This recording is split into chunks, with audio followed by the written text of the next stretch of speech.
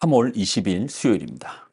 마가복음 13장 14절로 27절입니다. 멸망에 가증한 것이 서지 못할 곳에 선 것을 보거든 잃는 자는 깨달을진저 그때에 유대에 있는 자들은 산으로 도망할지어다. 지붕 위에 있는 자는 내려가지도 말고 집에 있는 무엇을 가지러 들어가지도 말며 밭에 있는 자는 겉옷을 가지러 뒤로 돌이키지 말지어다. 그날에는 아이 벤 자들과 젖 먹이는 자들에게 화가 있으리로다. 이 일이 겨울에 일어나지 않도록 기도하라. 이는 그 날들이 환난의 날이 되겠음이라.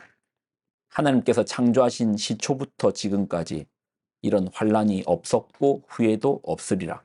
만일 주께서 그 날들을 감하지 아니하셨더라면 모든 육체가 구원을 얻지 못할 것이거늘 자기가 택하신 자들을 위하여 그 날을 감하셨느니라.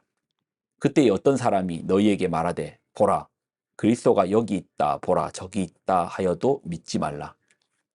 거짓 그리스도들과 거짓 선지자들이 일어나서 이적과 기사를 행하여 할 수만 있으면 택하신 자들을 미혹하려 하니라. 너희는 삼가라. 내가 모든 일을 너희에게 미리 말하였노라. 그때 그 환난 후 해가 어두워지며 달이 빛을 내지 아니하며 별들이 하늘에서 떨어지며 하늘에 있는 권능들이 흔들리리라.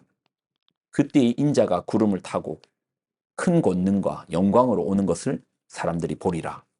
또 그때에 그가 천사들을 보내어 자기가 택하신 자들을 땅 끝으로부터 하늘 끝까지 사방에서 모으리라. 아멘. 기도하겠습니다. 하나님 주시는 하나님의 말씀을 귀하게 붙들고 나아갑니다. 말씀 속에 있는 분명한 경고와 말씀 속에 있는 권면, 살 길, 살피어 믿음으로 살아내게 하여 주옵소서. 영광을 드립니다. 예수님의 이름으로 기도드립나이다. 아멘. 여러분은 세상이 어떻게 끝날 것 같습니까? 시작이 있었잖아요. 그럼 끝도 있겠죠. 우리는 믿음으로, 믿음의 눈으로 세상이 하나님 말씀으로 창조되었다를 압니다. 보지는 못했지만 믿기에 압니다. 그런데 이러한 세상에 죄가 들어왔습니다. 성경은 그 죄가 세상에 가득 찼다라고 성경은 세상을 고발합니다. 이런 죄악이 가득 찬 세상이 어떻게 끝나겠습니까? 여러분은 우리들의 헌신과 노력과 전도, 예수 믿는 자들의 그 선교를 통해서 세상이 점점 좋아져서 아름다워져서 밝은 광명 가운데 하나님 보시기에 이제 됐다, 좋다 할 때 하나님께서 오실 것 같습니까? 아니요. 성경은 말합니다. 분명한 목소리를 냅니다. 심판으로 끝내리라. 마지막 때의 심판으로 끝내리라. 인간들의 노력, 사람들의 노력, 성도들의 노력을 통해서 세상을 밝게 만드는 것으로 끝내는 것이 아니고 하나님 오셔서 심판으로 끝내리라.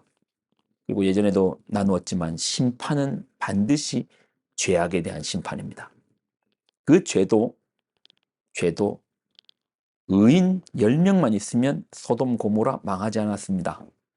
죄가 가득 찰 때 심판이 임합니다. 그럼 이렇게 간단하게 유추해 볼 수 있겠네요. 우리가 살고 있는 세상은 더 악해질 것이다. 우리가 살아온 시대보다도 우리 다음 세대들이 맞이할 세상이 더 악할 것이다. 그리고 그 악이 더 이상 용납할 수 없는 지경까지 되었을 때 우리 주님은 오셔서 심판하리라. 그러면 어차피 악해질 세상인데 뭐 전도나 선교 필요 없는 거 아닙니까? 아닙니다. 그러니 건져내야죠. 한 영혼이라도 구원의 방주에 태워야죠. 우리의 목적은 세상의 변화에 우리가 목적이 있는 게 아닙니다. 영혼의 구원이 우리의 목적입니다. 예수님도 이 땅에 오셔서 로마에 의해 억압받고 있고 헤롯에 의해서 억압받고 있고 썩어빠진 종교 지도자들에 의해서 억압받고 있는 그 세상을 개혁시키고 변혁시키기 위하여 오신 것이 아닙니다. 건져내시러 구원하시러 오셨습니다. 우리도 마찬가지죠. 우리도 한 영혼이라도 더 주님께로 인도하기 위하여 우리의 전도와 선교와 말씀의 나눔이 하나님 나라의 확장이 멈춰서는 안 되죠.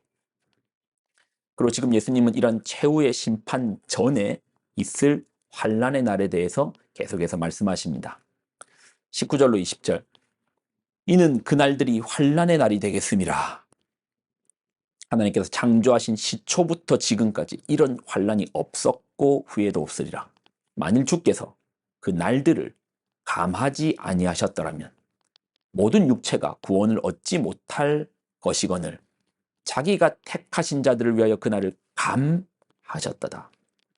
하나님의 심판은 완전하거든요. 완전한 죄에 대해서 완전하게 심판하실 것인데 하나님 선택하신 자들, 주님 구원받고자 택하신 자들을 위해서 하나님 뭐해 주셨다? 감해 주셨다. 어려움의 시기는 올 것입니다.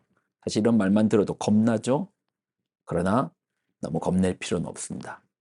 우리 하나님께서 함께 해주시고 보호해 주시고 감해 주실 것입니다. 도와주실 것입니다. 계시록에 보면 하나님께서 환란 앞에서 그 환란을 잠깐 멈추게 하시고 성도들을 위하여 인을 쳐줍니다. 인은 도장을 쳐준단 말이거든요. 근데 이제 성경을 보면 에베소서에 보면 성령으로 인쳐주신다. 그러니까 우리에게 성령을 주실 거예요. 우리가 어떤 환란 가운데 있을지라도 두려워할 이유는 없는 것이 성령께서 더 강력하게 우리 안에 역사하셔서 성령께서 우리를 더 강력하게 보호하시고 임재하셔서 우리로 그날에 견딜 수 있게 하실 겁니다.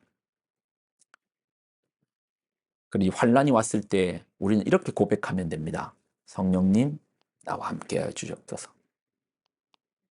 예전에 예고 없었던 일이 아니라 주님께서 예고하신 일이 올 것인데 그때에 우리는 두려워만 할 것이 아니고 성령께서 내 안에서 어떻게 일하실 것인가를 기대해야 됩니다.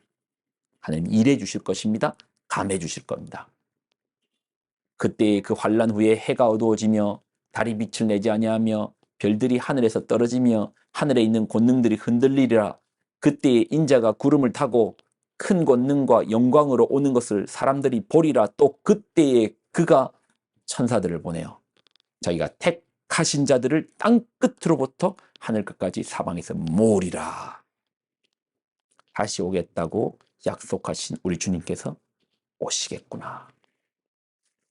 그러니까 우리는 환란이나 한 면만 봐서는 안 됩니다. 환란이란 말 자체가 우리를 늘 두렵게 하고 무섭게 하지만 환란 가운데 우리는 강력한 성령의 임재하심을 누릴 것입니다. 그리고 이 환난의 이면을 보면 우리 주님이 약속하신 오시기로 한 그때입니다. 인자가 구름 타고 권능으로 영광으로 오시는 것을 보리라. 다시 오겠다 약속하신 우리 주님이 오시리라. 그리고 천사들을 보내어 택하신 우리들을 모으리라. 그러니 환난난, 심판난은 우리의 패망의 날이 아니고 아니요, 승리의 날이라는 것입니다. 기도하겠습니다. 하나님, 세상 끝에는 심판이 있을 것이다 라는 주님의 준엄한 말씀을 듣습니다. 심판이란 말이 참 두렵고 무섭지만 그날에 우리는 두려워 떨 이유만 있는 것이 아니라 그날에 성령께서 우리와 임재하여 주시고 함께하여 주시는 것들을 기대하게 하시고 그날이 우리가 최후의 승리하는 날임에 대한 승리의 확신을 가지게 하여 주옵소서. 그리하여 주님 말씀하신 것처럼 끝까지 하나님의 계명과 예수님에 대한 믿음을 붙드는 우리가 되게 하여 주옵소서. 영광을 드립니다. 예수님의 이름으로 기도드립나이다. 아멘.